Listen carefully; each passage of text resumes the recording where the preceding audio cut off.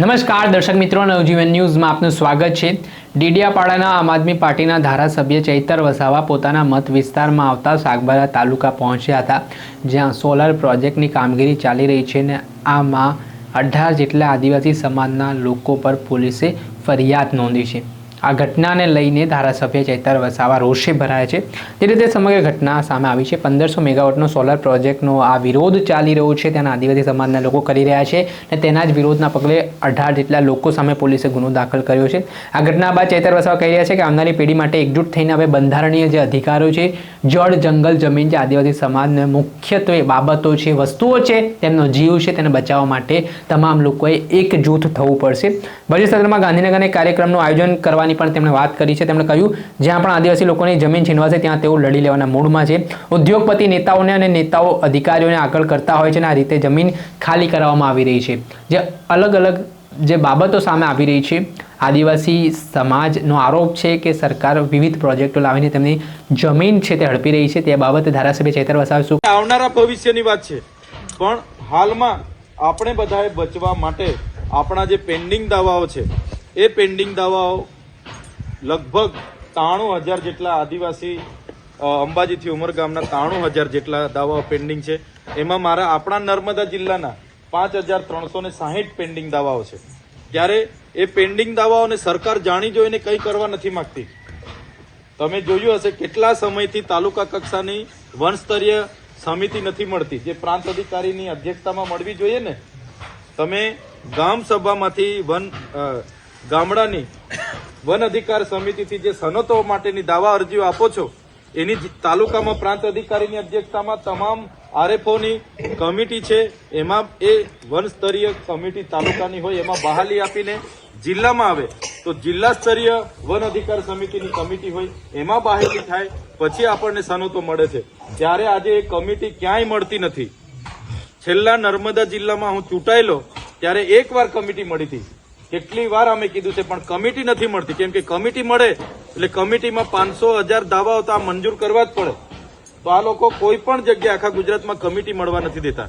અને બીજું કે જ્યારે ચૂંટણી આવે એટલે ખાલી ફોર્મ આપી દે કે ભાઈ જે ખેડતા હોય તે ફોર્મ ભરો, એ ચૂંટણી આવે ત્યારે આપી દે, પણ આપણા ફોર્મ ભરેલા તમે પૂછવા જાઓ તો આપણને કે ગીર ફાઉન્ડેશનમાં છે, તમારા ડિવિઝનમાં છે, તમારા ટ્રાઇબલમાં છે, હજુ કઈ તમારા નકશા નથી આવ્યા, હજુ ફલાણું નથી આવ્યું, એમ કરીને આપણને આ લોકો અત્યાર સુધી મંજૂર કરીને આપતા નથી।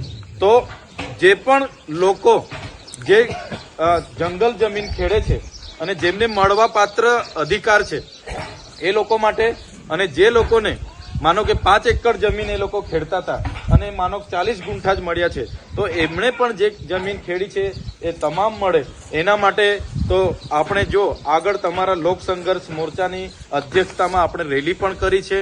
આપણે કલેક્ટરને પણ તમે મળી આવ્યા છો, ત્યાંના ડીસીએફને પણ મળી આવ્યા છો, તમે પ્રાંત અધિકારીને પણ મળી આવ્યા છો, અમારી સાથે માસુભાઈને આખી ટીમ આવી હતી, અમે વન મંત્રીને પણ મળી આવ્યા હતા, વન અધિકારના અધિક સચિવને પણ મળી આવ્યા હતા। બધા જ લોકો હા તમારું બરાબર છે, તમારું બરાબર છે, તમારું બરાબર છે, પ્રાંત લખી આપે છે કે હા તમે બરાબર છો, બધા જ કહે છે તમારે બરાબર છો, છતાં આપણને આ લોકો હેરાન કરવાનું છોડતા નથી, ખાલી કરાવવા માટે આવે છે।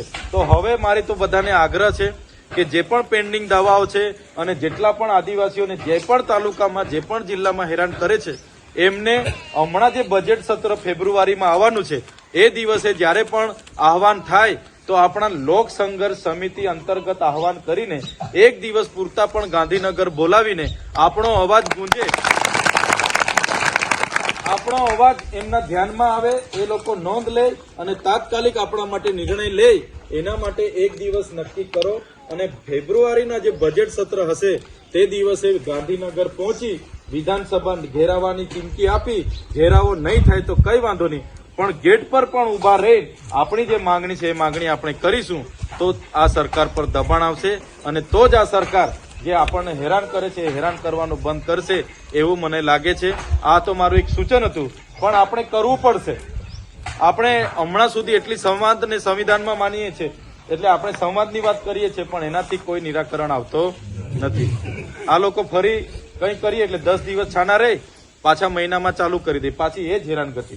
તો આપણી આ જમીન, આપણી આ આપણા જે સંવિધાનિક અધિકારો એ બચાવવા માટે આપણે આગળ આવવું પડશે. તમને ખબર છે મિઝોરમ, ત્રિપુરા, આસામ, નાગાલેન્ડમાં આપણા બંધારણની 371મી જે કલમ એમને ત્યાં 6ઠ્ઠી અનુસૂચિ માટે લાગી છે, તો 6ઠ્ઠી અનુસૂચિનું ત્યાં અમલવારી થઈ ગઈ છે. ત્યાં ગામ સભાનો ઠરાવ એ સર્વોપરી છે. તમે ઝારખંડમાં ગયા બુધવારે જ હેમંત સોરેનની સરકારે કેબિનેટમાં પૈસા એક્ટ લાગુ કર્યો અને એ લોકોએ ગામ સભાના ઠરાવો ગામ સભા જ નક્કી કરે. કોઈ ગાંધીનગરથી એજન્ડા અહીંયા મોકલાવે એ ના ચાલે ભાઈ. હમણાં તો ગામ સભામાં ગાંધીનગરથી એજન્ડા આવે છે કે ભાઈ આને સ્વચ્છ મિશનમાં આ કરો તે કરો, પણ ગામમાં શું જોઈએ છે? રૂઢિગત ગ્રામ સભા મુજબ ગામના જ એજન્ડા ગામમાંથી ગાંધીનગર જવા જોઈએ. એ હમણાં હેમંત સોરેનજીની જે સરકાર છે એમણે ગયા બુધવારે જ પોતાની કેબિનેટમાં પાસ કર્યું કે ભાઈ ગામ સભા એ સર્વોપરી, ગામ સભા નક્કી કરે એની સહમતિ હોય તો જ પ્રોજેક્ટ થશે, એની સહમતિ હોય તો જ યોજના થશે, એના સિવાય કોઈ બીજી યોજના થાય નહીં. એ પ્રકારની અમલવારી માટે અને આપણા જે ચુસ્ત પૈસા એક્ટનો ખાલી આ લોકો નામ લે છે કે પૈસા એક્ટ આદિવાસી વિસ્તારોમાં લાગેલો છે. આજે જે પણ ઠરાવો પૈસા એક્ટ અંતર્ગત અસહમતિને આપવામાં આવે છે, છતાં આ લોકોએ ઠરાવોને ગ્રાહ્ય રાખ્યા વગર હાઈ ટેન્શનની લાઈનો, એમના કોઈ નેર કાઢવાના હોય, કોઈ કોરિડોર કાઢવાના હોય, કોઈ રોડ કાઢવાના હોય, કોઈ જીઆઈડીસી સ્થાપવાના હોય, કોઈ કંપની નાખવાના, બધી જ નાખે છે. કોઈ જગ્યાએ આ લોકો એની અમલવારી કરતા નથી. આ કેવડિયામાં સ્ટેચ્યુ ઓફ યુનિટી બન્યું એ 5મી અનુસૂચિમાં છે, છતાં આ લોકોએ કોઈ ઠરાવને રાખ્યા વગર સફારી પાર્ક ને આરોગ્ય વન ને ફલાણું ઢીકણું અંદરના 6 ગામમાં આવે છે. આજે તમે વિચાર કરો, જે નર્મદા માતાની જે પ્રતિમા છે, મંદિર છે, ત્યાંથી કેવડિયાના અંદરના 6 ગામો જે વાગડિયા, નવા ગામ, એ લોકોને પોતાની ગાડી પણ અંદર લઈ જવા દેવામાં આવતી નથી. એમણે પોતાનું વાહન પણ ગેટથી અંદર નહીં લઈ જવાનું, રિક્ષા પણ બહાર. 3 દિવસ પહેલા રિક્ષાને નહોતા જવા દેતા, એનું આંદોલન થયું. ત્યારે આવી પરિસ્થિતિ આપણા લોકોની બધે છે. ત્યારે ધારાસભ્ય બન્યા પછી ગાંધીનગરના ગૃહમાં અમે બેસીએ, સચિવાલયમાં જઈએ કે કોઈ પણ મિટિંગોમાં બેસીએ છીએ. અમારો અનુભવ ટૂંકો છે, પણ જે પ્રકારે અમે જોયું છે કે આજે ગુજરાતના અંબાજીથી ઉમરગામનો આદિવાસી વિસ્તાર હોય, આજે છત્તીસગઢ હોય, ઝારખંડ હોય, ઓરિસ્સા હોય, મિઝોરમ હોય, ત્રિપુરા હોય, મેઘાલય હોય કે મણિપુર હોય, બધે જ જગ્યાએ આજે આદિવાસી સંઘર્ષ કરે છે. મણિપુરમાં જે લડાઈ ચાલે છે, ત્યાં મણિપુરમાં જે લડાઈ ચાલે છે એ બી આ જમીનોની જ છે. આપણા જળ, જંગલ, જમીનોની જ લડાઈ ચાલે છે. છત્તીસગઢમાં, ઝારખંડમાં, આસામમાં જ્યાં પણ લડાઈ ચાલે છે ને, ત્યાં આદિવાસીઓની જમીનોની જ લડાઈ ચાલે છે. હમણાં રોજના સમાચારોમાં આવે છે કે ફલાણા નક્સલીને ઠાર કરી દેવામાં આવ્યા, આ કરી દીધું, તે કરી દીધું. એ નક્સલી કોણ છે? એ નક્સલી કોણે પેદા કર્યા? તો આ સામંતશાહી સરકારે પેદા કર્યા છે. એમને મજબૂર કર્યા છે, કેમ કે એ લોકો જંગલોમાં રહેવાવાળા લોકો છે, આદિવાસી લોકો છે. એમને ત્યાંના જંગલોમાંથી બહાર કાઢવા અને ઉદ્યોગપતિઓને તે જંગલોની જમીનો આપવા, તેમાંથી નીકળતા ખનીજો કઢાવવા માટે અદાણી, અંબાણી જેવા મોટા ઉદ્યોગપતિઓને આપવાનું જ્યારે સરકાર બારોબાર મંજૂર કરી દે છે, કોઈની સંમતિ નહીં, કોઈની, અને બારોબાર મંજૂર કરીને નવા નવા પ્રોજેક્ટોમાં જમીનો આપે છે, વિસ્થાપિત કરે છે, ત્યારે પોતાના સ્વામાન માટે, પોતાના સમાજ, પોતાની સંસ્કૃતિ, પોતાની પ્રકૃતિ માટે લડનારા લોકો હથિયાર ઉઠાવે છે. ત્યારે સરકાર એમને નક્સલીનો સિમ્બોલ મારીને એમના પર આ પ્રકારના એમને ઇનામો જાહેર કરે ને એમને પછી જાહેરમાં એને એન્કાઉન્ટર કરે, મારી નાખે. જે પેપરમાં આજે તમે આખા દેશની જેટલી પણ પોલીસ અને આર્મી છે, એમાંથી અડધી પોલીસ ને અડધી આર્મી તો દરેક રાજ્યના આદિવાસીઓ સામે મૂકી છે. જે આર્મીનું કામ બોર્ડર પર રક્ષા કરવાનું છે, તે આર્મીનો ઉપયોગ સરકાર એમના ઉદ્યોગપતિઓને જમીનો આપવા માટે, આદિવાસીઓના ગામડા ખાલી કરાવવા માટે, જંગલો ખાલી કરવા માટે ઉપયોગ કરે છે. આજે હસદેવનું જંગલ હતું, આપણા જેવું જ જંગલ, ત્યાં એક ધારું જંગલ, એટલે ત્યાંના આદિવાસીઓને એવું હતું કે આટલું બધું જંગલ છે, ત્યાંના લોકો જે સરકારના નેતાઓ હતા કે અમે બેઠા છે, અમારી સરકાર આવું ના કરે, આવું ના કરે. હસદેવનું જંગલ એકકી ધડાકે ખલાસ, લાખો હેક્ટર જમીન અદાણીને માઇનિંગ માટે આપી દીધી. આજે હૈદરાબાદનું જંગલ હતું, કેટલા વન્ય પ્રાણીઓ, કેટલા લોકો, બધું ખલાસ. આજે આપણા જ ગુજરાતમાં જોયું ને, પાડલિયામાં આગળ વાત કરી. પાડલિયા એ અંબાજીથી 10 થી 12 કિલોમીટર ગામ છે. ગયા વર્ષે પણ ત્યાં બેડાપાણી એક ગામ છે, ત્યાં બેડાપાણીમાં 32 જેટલા ઝૂંપડા તોડી નાખ્યા હતા. એ લોકોને ગામમાંથી જંગલ ખાતાવાળાએ ઝૂંપડા સળગાવી, મારી, ખોટી FIR કરી અને એ લોકોને ત્યાંથી બહાર કાઢી દીધા હતા. એ લોકો મને ગાંધીનગર આવી બહેનો, નાના નાના છોકરાઓ બધા મળવા આવ્યા હતા. હું ત્યાં ગયેલો ગઈ વખતે. પોસીનામાં પણ આવું કર્યું, ત્યાં બાજુમાં પોસીના છે. તો એ કરતા કરતા આ પાડલિયાનો વારો હતો આ વખતે. એટલે પાડલિયામાં પ્લાન્ટેશન કરવાના નામે હમણાં ડિસેમ્બરમાં તમને ખબર છે કે 13 તારીખે એ લોકો ગયા. સવારે 13 તારીખે 10 વાગે વનકર્મીઓ ત્યાં આખી પોલીસની પૂરી એસ્કોર્ટ લઈને ગયા, પૂર્વ પ્લાનિંગ સાથે. કેમ કે પોલીસ બધી હેલ્મેટ પહેરીને, દંડા લઈને, ફલાણું લઈને, ટીયર ગેસના સામાન લઈને ત્યાં ગયા. આપણા આદિવાસી સમાજના લોકો, આવા આગેવાનો બેઠા હતા, શાંતિથી કહેતા હતા કે સાહેબ, અહીંયા અમારી પેઢી દર પેઢીથી આ ગામ છે, અમારા રાજ્યથી નથી, ને આ જમીન અમને સનતોમાં મળેલી છે. વન અધિકાર અધિનિયમ 2006 અંતર્ગત બી મળી છે, અને 1998 ના અધિનિયમ મુજબ બી એ લોકો 1980 નો અધિનિયમ પહેલા બન્યો, એ અધિનિયમ મુજબ બી એ લોકો પર પુરાવા છે. ત્યારે પણ થોડાક લોકોને ત્યાં જમીનો મળી છે. છતાં જે કૂવામાંથી પાણી પીતા હતા, એ કૂવો બંધ કરી દીધો, એને પુરાણ કરી દીધું. એ કૂવામાં જે બેન હતા, એ બેનના પતિ પણ એ કૂવો ખોદતા ખોદતા એક્સપાયર થઈ ગયેલા. ત્યારે પ્લાન્ટેશનના નામે બેનનું ઘર તોડી નાખ્યું, બીજા ઘરોની ચાલુઆત કરી હતી. અને તેમાં આપણા આગેવાનો બોલવા ગયા, એમને પકડીને બળજબરીપૂર્વક પોલીસ લઈ જતી હતી, અને એને છોડાવવા માટે કેટલાક લોકો ગામવાળા આગળ પડ્યા. એટલે પછી દોડી દોડીને લાઠીચાર્જ કર્યો. પૂર્વ તૈયારી હાથે એટલી પોલીસ આવેલી, લાઠીચાર્જ ચાલુ કર્યો. પછી તમે વિચાર કરો, લાઠીચાર્જ ક્યારે પરવાનગી મળે કે ભાઈ કોઈ સરકારી પ્રોપર્ટીને, કલેક્ટરની કચેરી હોય, એસપીની કચેરી હોય, એમને કોઈ નુકસાન, એમને ભીતિ સેવાય કે ભાઈ આ સરકારી કચેરીને, દફતરોને નુકસાન કરશે, ત્યારે લાઠીચાર્જનું પરવાનગી મળે છે. જંગલમાં તો એવી શું નુકસાની હશે કે જંગલમાં લાઠીચાર્જ કરવો પડ્યો લોકોને. પછી 27 જેટલા તો ટીયર ગેસના સેલ છોડ્યા. એટલે આપણા લોકો તો પેલા ચોફેર ડુંગરા હતા, એટલે અફરાતફરીમાં, દોડા દોડીમાં બહેનો ભાઈઓ આમ દોડે તેમ દોડે, એમ કરતા કરતા 50 રાઉન્ડ ફાયરિંગ કર્યું એ લોકોએ. એ તો સદનસીબી આપણા લોકોને ગોળી કોઈને વાગી નહીં, 50 રાઉન્ડનું ફાયરિંગ કર્યું હતું. જીવતા અમે ગયા ત્યારે જીવતા કારતૂસ ત્યાંથી બધા મળેલા. તો આટલો બધો પાવર એ જંગલ ખાતાને કોણ આપે? તો એમના ઉદ્યોગપતિના નેતાઓ, ઉદ્યોગપતિના લોકો નેતાઓને આગળ કરે, નેતાઓ આવા DCF ને SP ને દબાણ કરે, અને પછી આ જમીનો ખાલી કરાવે છે. એટલે ગઈકાલે અમે નાના પુંડા હતા, નાના પુંડાના લોકોને સનતો મળી છે, તો બી ત્યાં કંપની મંજૂર કરી દીધી છે. અને તો તમને બધાને આગ્રહ છે, લોક સંઘર્ષ મોરચા અંતર્ગત હવે થોડી એક્ટિવિટી આપણે વધારવાની છે. આપણા મગનભાઈ, અમરસિંહભાઈ, માસુભાઈ, એમણે ખૂબ હમણાં સુધી આ વિસ્તારમાં લોક સંઘર્ષ મોરચાને મજબૂત કર્યો છે, પણ હમણાં યુવાનોએ પણ આ લોક સંઘર્ષ મોરચાને મજબૂત કરવો પડશે.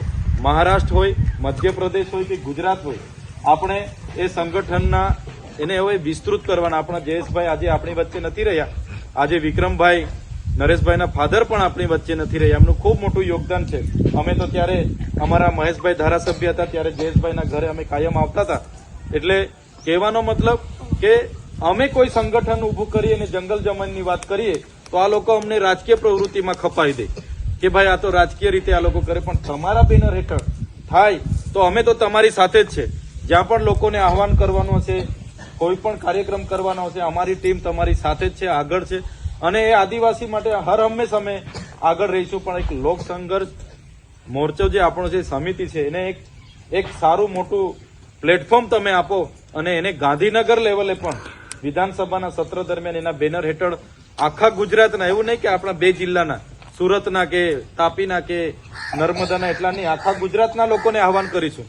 અને આખા લોકો માટે આપણે ત્યાં જઈએ છીએ ત્યારે એમના અધિકારોની વાત હશે તો બધા જ લોકો ગાંધીનગર આવશે. પણ એક ગાંધીનગર લેવલનો આ બજેટ સત્રમાં એક કાર્યક્રમ આપણો બનવો જોઈએ, અને પૂરી તાકાતથી આપણે કઈ ત્યાં કોઈ સાથે લડવા માટે નથી જવાનું, પણ આપણી એકતા બતાવવા માટે જવાનું છે. ભાઈ આ અમારી માંગણી છે, અને આ માંગણી સંતોષાય એટલે અમે અહીંથી જવાના.